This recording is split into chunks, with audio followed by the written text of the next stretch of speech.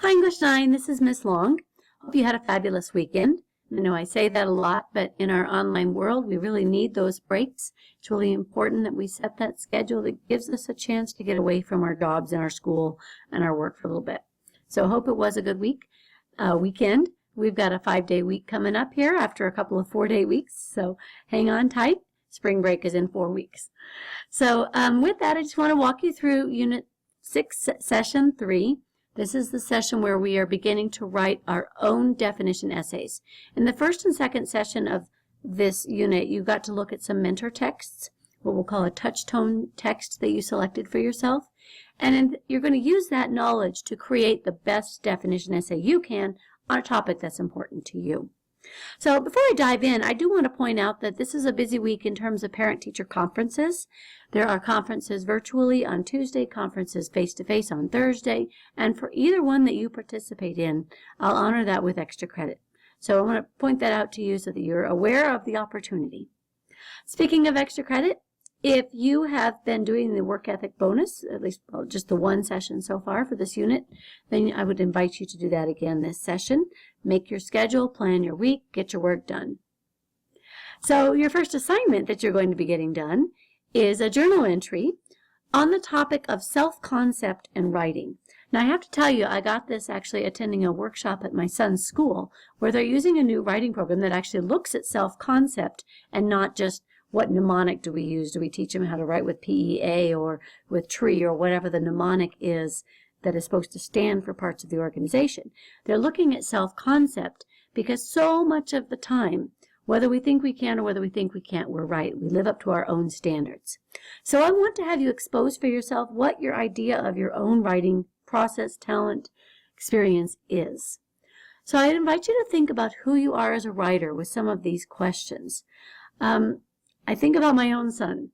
My oldest son is a perfectionist, and he will sit in front of a computer screen and not type anything in because he's so afraid of making a mistake. And he has a lot to say, smart kid, but it's painful for him to write because he just is such a perfectionist. It might be that you think to yourself, I just don't do thesis statements. I don't get thesis statements.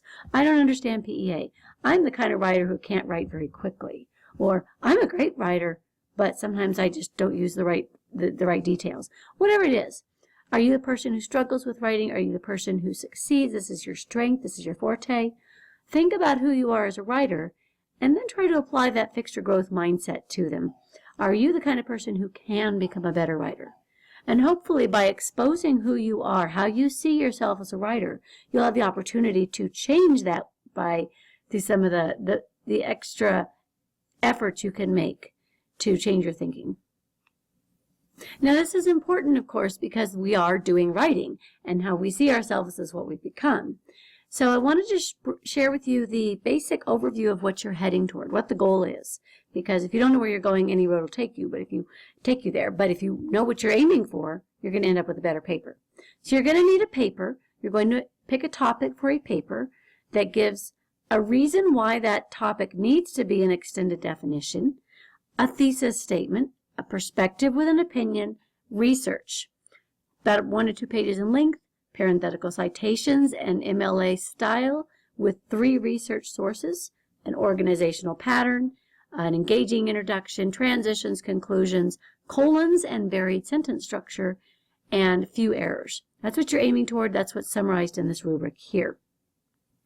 So from there, you're going to want to choose a topic. And you may want to use this list at the bottom of this page here. You may want to go back to our setting this stage discussion where some of you came up with great ideas for what could be essays. What does it mean to be good enough? When are your grades? What are good grades? And some of you came up with this idea of school. What is school? Very relevant in our setting. So there's lots of different ideas on this website as well. Think about a topic that's important to you. And just as you explore that with our pre-writing, you're going to want to commit to a topic that gives you lots of room. You'll want to think about how you can define that. You'll want to think about personal definition, dictionary definition, some events that have happened in your life that maybe have shaped how you think about that, or an attention getter and website research that you have as a resource. So that will actually be your first assignment here, or your third assignment actually, turning in your definition essay pre-writing. Now, after you've got your pre-writing, you're going to want to come up with the actual introduction to your paper. And you want to watch this video on hooks and think about starting with a quotation or a story or an anecdote or a question. And you'll want to go from there to a thesis. Now, your thesis is your topic, but it's your opinion about the topic. So we could have 3 students writing on success or happiness, and they would have very different opinions about what happiness is. It's those differences in opinion that make a thesis statement. A little bit of a resource here for you, but you're going to post your thesis statement on this board and share that focus with other people.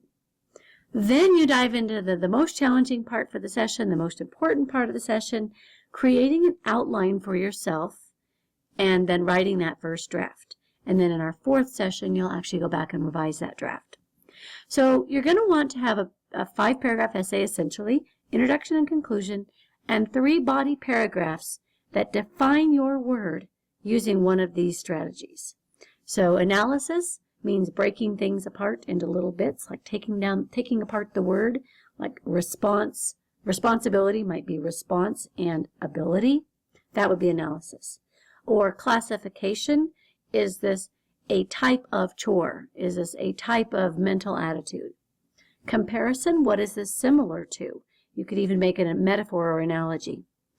Details, what are the little pieces of it that we need to know, the traits, the attributes? You could describe an elephant as a gray animal with a large trunk and large ear. That would be details.